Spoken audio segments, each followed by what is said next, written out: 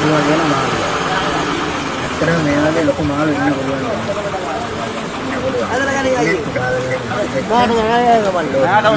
ලොකු මාළු.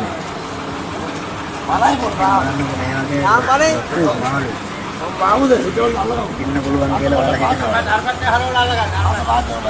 මේ ඇත්තටම ඒ වගේ මාළුවක් තමයි.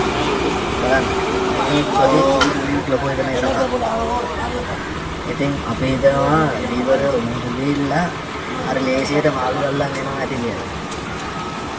බලන්න මේ කිලෝ 900ක මඩුවේ වන පිටින් අම්බම් කරන්න කොච්චර මිනිස්සෙක් අමාරුද කියලා.